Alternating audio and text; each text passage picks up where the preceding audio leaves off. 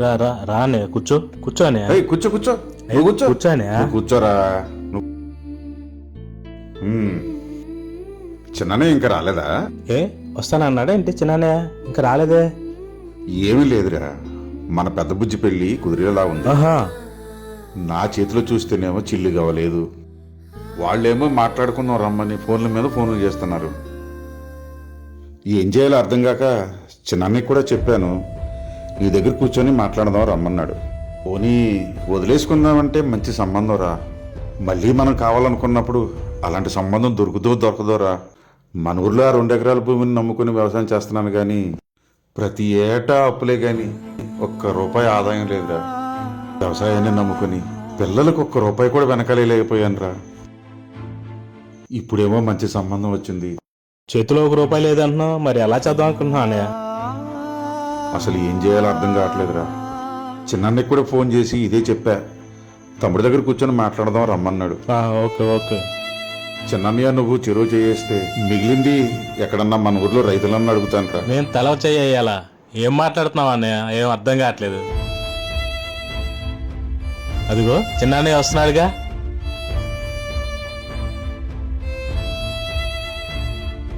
రా అన్నయ్య రా కూర్చో. ఎరా అన్నయ్య వచ్చేసాడా?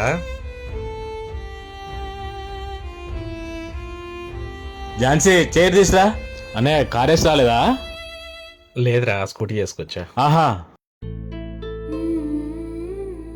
బావగారు బాగున్నారా?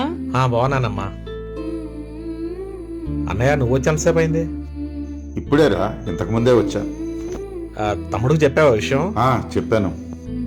ఎరా చెప్పాడు అన్నయ్య. అదే పెద్ద బుజ్జికి పెళ్లి కుదిరేలాగా ఉంది, తలవ చేయమన్నాడు అన్నయ్య. మనమేం చేయగలం అన్నయ్య? మనమేం చేయగలమంటే ఎలాగరా? అన్నయ్యకే నువ్వు నేను తప్ప ఇంకెవరున్నారా? కరెక్టేలే గాని మనకే పిల్లలు ఉన్నారు, మన ప్రాబ్లమ్స్ మనకు ఉన్నాయి కదా అన్నయ్య. కరెక్టేరా, ప్రాబ్లమ్స్ లేని మనిషి ఈ భూమి మీద ఎవడున్నాడురా?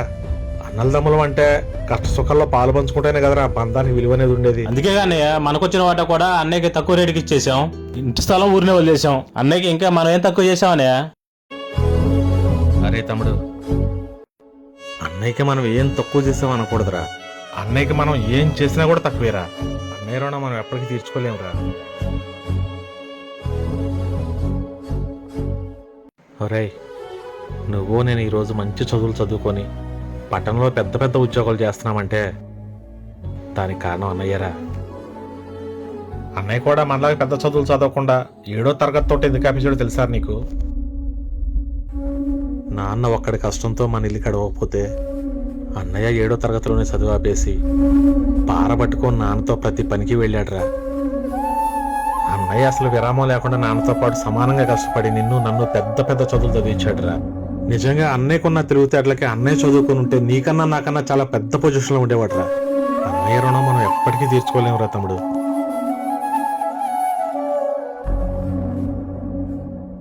ఇంత చేసిన అన్నయ్య ఈ రోజు కూతురు పెళ్లి చేయటం మన దగ్గర చేయి చాపాలేరా? అది మన బాధ్యత కాదా? సంపాదనే ముఖ్యం అనుకుని విలువలు నీ త్యాగం మర్చిపోయినానయ్య, నన్ను క్షమించానయ్య. ఒరేయ్, మిమ్మల్ని తమ్ముళ్ళలాగా ఎప్పుడు అనుకోలేదురా, నా కన్న బిడ్డల్లాగా చూసుకున్నాను. అన్నంటే నాన్నంట, తమ్ముడు తన కొడుకంట, ఆ సంగతి అర్థం అయితే జన్మంతా ఆనంద. అన్నయ్య మన పెద్ద బుజ్జి పెళ్లి ఒక రేంజ్ లో చేద్దాం. చిన్నయ్య ఎలా ఉండాలో నువ్వు ప్లాన్ చేయి, ఏది తగ్గకూడదు. పదనే వాళ్ళతో మాట్లాడదాం. ఓకేరా పద. చిన్నప్పుడు నీది నాది ఒకటే ఇల్లు, ఇప్పుడు నీ ఇల్లు నా ఇల్లు అంటారే వీళ్ళు.